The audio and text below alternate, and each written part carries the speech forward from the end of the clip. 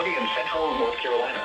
Southern Randolph County in central North Carolina. Northeastern Stanley County in central North Carolina. Until 5 p.m. Eastern Daylight Time. At 2:37 p.m. Eastern Daylight Time, Doppler radar indicated thunderstorms producing heavy rain across the warned area.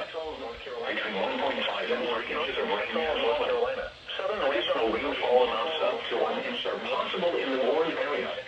Flash flooding is 5 p.m. Eastern Daylight Time shortly.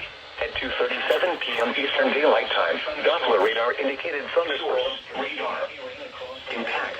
Flash flooding of small creeks and streams, urban areas, highways, streets, and underpasses, as well as other poor drainage and low-lying areas.